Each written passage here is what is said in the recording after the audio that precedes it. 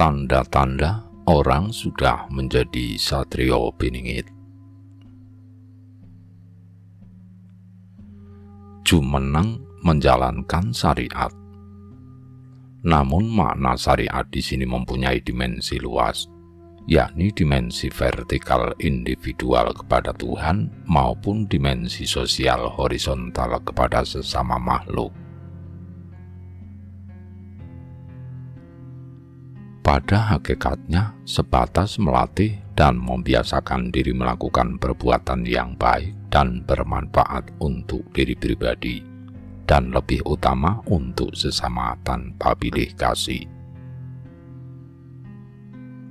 Misalnya seseorang melaksanakan sembahyang dan menembah kepada Tuhan dengan cara sebanyak nafasnya, guna membangun sikap eling dan waspada.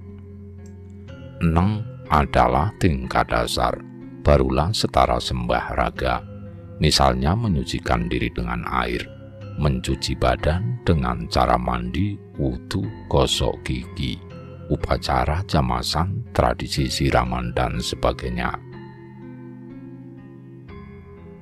Termasuk mencuci pakaian dan tempat tinggal. Orang dalam tingkat neng menyebut dan menyaksikan Tuhan barulah melalui pernyataan dan ucapan mulut saja. Kebaikan masih dalam rangka melatih diri mengendalikan hawa nafsu negatif dengan bermacam cara, misalnya puasa, semedi, bertapa, mengulang-ulang menyebut nama Tuhan, dan lain-lain.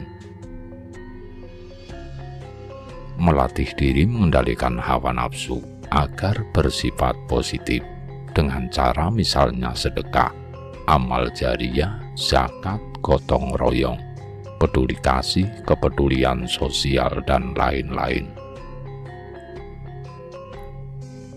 Melatih diri untuk menghargai dan menghormati leluhur dengan cara ziarah kubur, pergi haji, mengunjungi situs-situs sejarah, belajar dan memahami sejarah. Melatih diri menghargai dan menjaga alam semesta sebagai anugerah Tuhan dengan cara upacara-upacara ritual, ruatan bumi, larung sesaji, dan sebagainya. Tanggapan ini dilakukan oleh raga kita, namun belum tentu melibatkan hati dan batin kita secara benar dan tepat. Kehidupan sehari-harinya dalam rangka latihan menggapai tataran lebih tinggi, artinya harus berbuat apa saja yang bukan perbuatan melawan rumus Tuhan.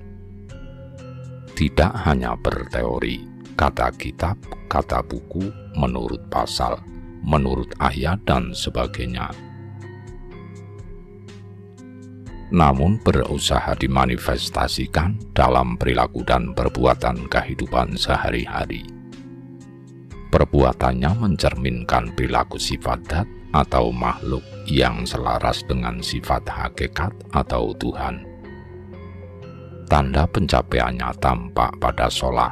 Sholah artinya perilaku atau perbuatan jasadiah yang tampak oleh mata.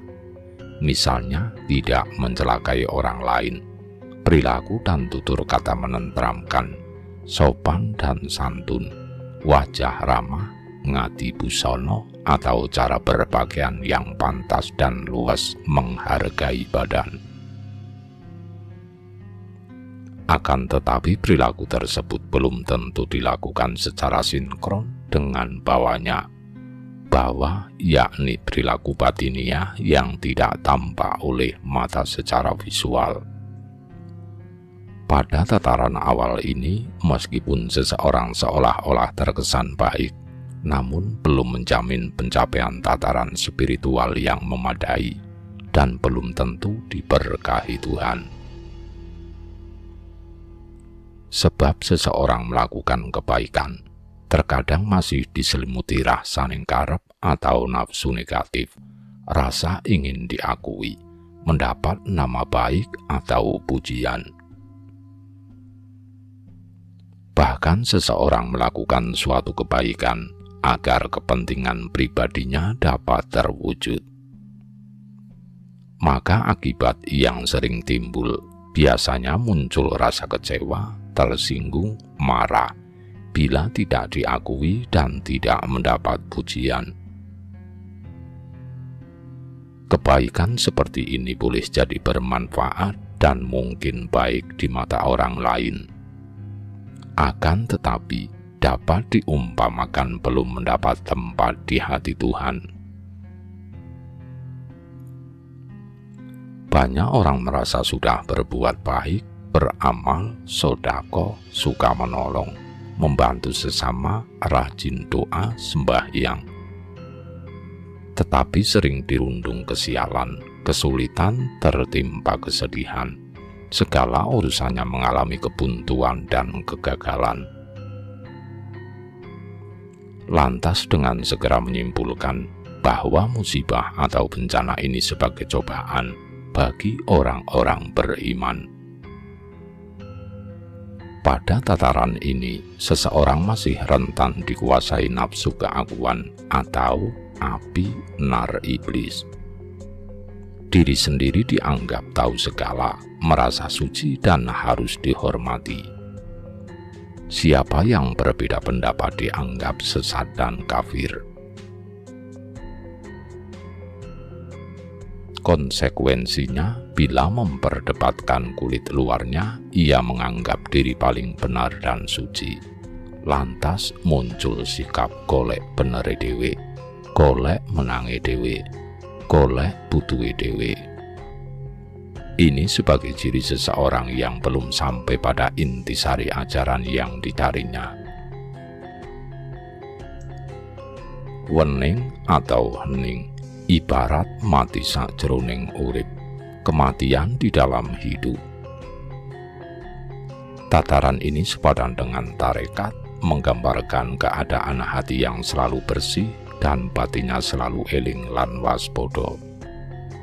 Eling adalah sadar dan memahami akan sangkan paraning dumati, asal, usul, dan tujuan manusia, yang digambarkan sebagai kakang ngembarep adine urakil. Waspada terhadap apa saja yang dapat menjadi penghalang dalam upaya menemukan Tuhan, yakni penghalang proses penyelarasan kehidupan sehari-hari dengan sifat Tuhan. Ning dicapai setelah hati dapat dilibatkan dalam menjalankan ibadah tingkat awal atau neng, yakni hati yang ikhlas dan tulus, hati yang sudah tunduk dan patuh kepada sukma sejati yang suci dari semua nafsu negatif.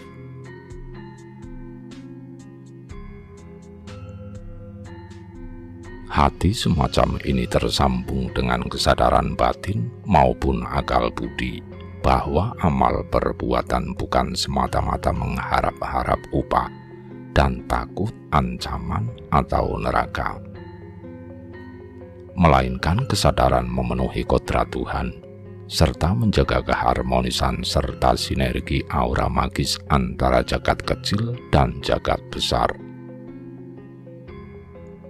Tataran ini dicapai melalui 4 macam bertapa: tapa ngeli, tapa geniara, tapa banyuara, tapa mendem atau ngluwat. Tapa ngeli harmonisasi vertikal dan horizontal, yakni berserah diri dan menselaraskan dengan kehendak Tuhan, lalu mensinergikan jagat kecil atau manusia dengan jagat besar atau alam semesta.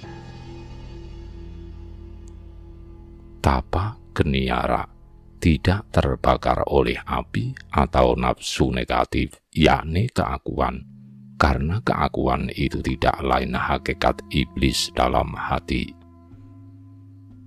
Tapa banyuara mampu menyaring tutur kata orang lain, mampu mendiagnosis suatu masalah, dan tidak mudah terprovokasi orang lain, tidak bersikap reaksioner, tidak berwatak mudah terheran-heran. Tapa mendem tidak membangga-banggakan kebaikan jasa dan amalnya sendiri, terhadap sesama selalu rendah hati, tidak sombong dan takabur. Sadar bahwa manusia derajatnya sama di hadapan Tuhan tidak tergantung suku, ras, golongan, ajaran, bangsa maupun negaranya. Tapa mendem juga berarti selalu mengubur semua amal kebaikannya dari ingatannya sendiri. Dengan demikian seseorang tidak suka membangkit-bangkit jasa baiknya.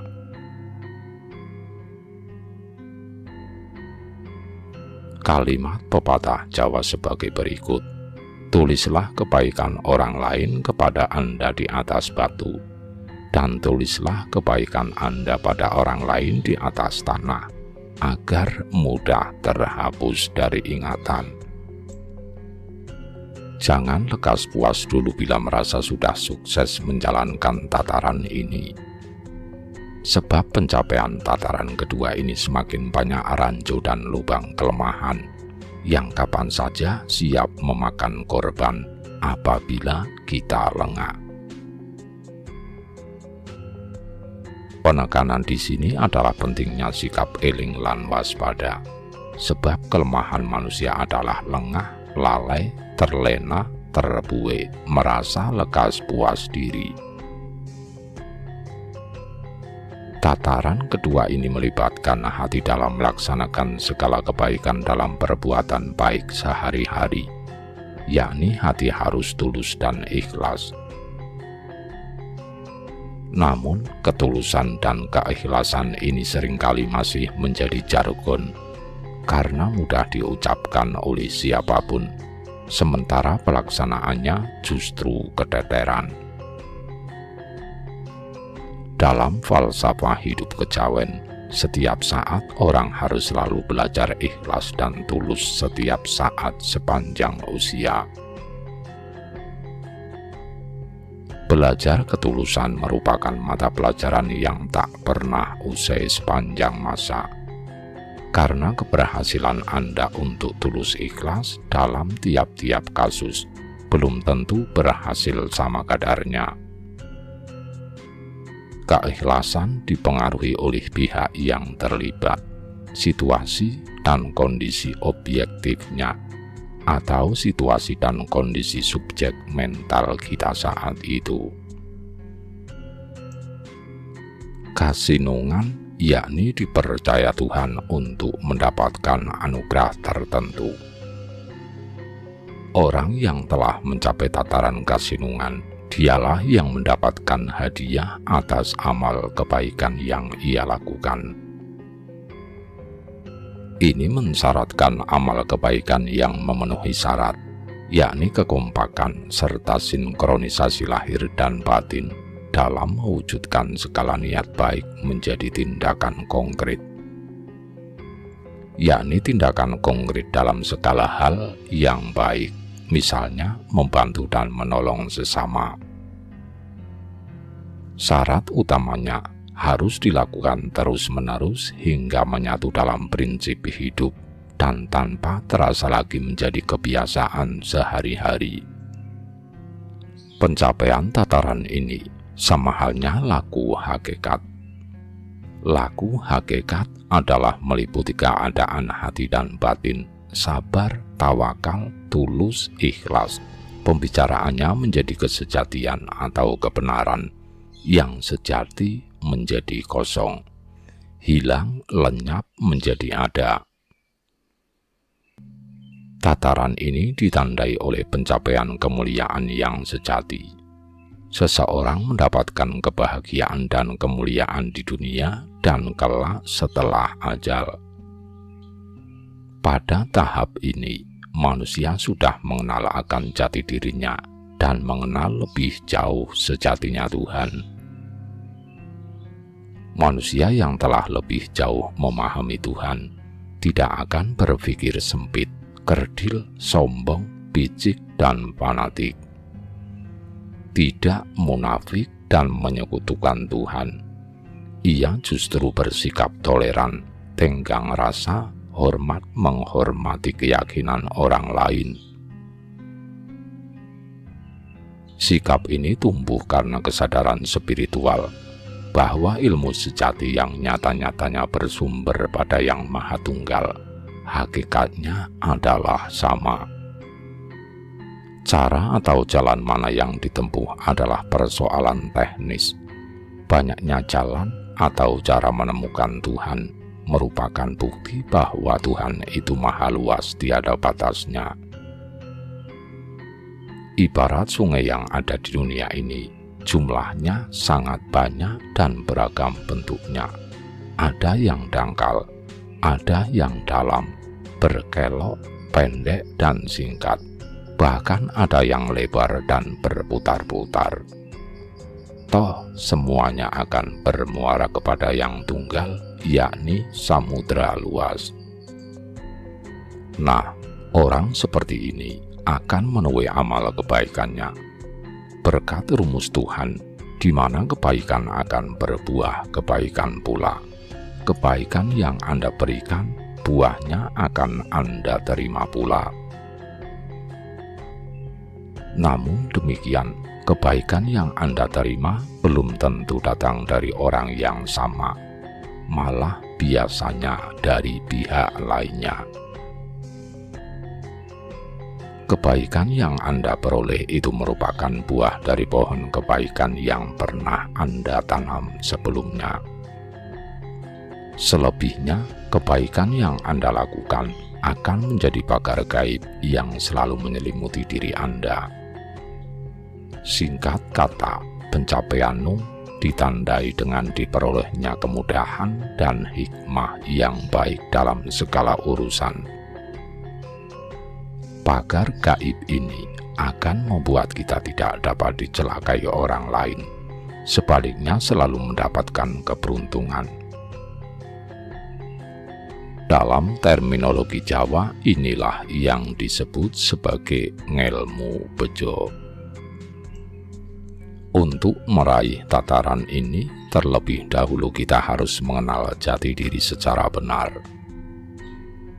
Dalam diri manusia, setidaknya terdapat 7 lapis bumi yang harus diketahui manusia. Jika tidak diketahui, maka menjadi manusia cacat dan akal gagal mencapai tataran ini. Bumi 7 lapis tersebut adalah retna, kalbu, jantung, budi, jinem, sukma, dan ketujuhnya yakni bumi rahmat. 1. Bumi retna, jasad dan dada manusia, sesungguhnya istana atau gedung mulia. 2. Bumi kalbu, artinya istana iman sejati. 3. Bumi jantung, merupakan istana semua ilmu. 4. Bumi budi, artinya istana puji dan zikir. 5. Bumi jinem, istananya kasih sayang sejati. 6. Bumi sukma, yakni istana kesabaran dan rasa syukur kepada Tuhan sukma sejati. 7. Bumi rahmat, istana rasa mulia, rasa sejati. Setara dengan hakikat, di sini ibarat puncak kemuliaan. Semakin tinggi tataran spiritual, maka sedikit saja godaan sudah dapat menggugurkan pencapaiannya.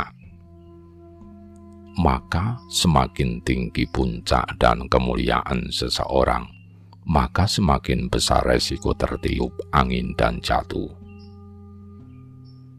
Seseorang yang merasa sudah puas dan bangga dengan pencapaian hakikat ini beresiko terlena, lantas menganggap orang lain remeh dan rendah. Yang paling berbahaya adalah menganggap tataran ini merupakan tataran tertinggi, sehingga orang tidak perlu lagi berusaha menggapai tataran yang lebih tinggi. Sembah rasa merupakan kemenangan. Kemenangan adalah anugerah yang Anda terima, yakni kemenangan Anda dari medan perang. Perang antara nafsu negatif dengan positif. Kemenangan nur atau cahaya sejati nan suci mengalahkan nar api keakuan atau iblis. Manusia nar adalah seteru Tuhan. Sebaliknya manusia nur adalah memenuhi janji atas kesaksian yang pernah ia ucapkan di mulut dan hati.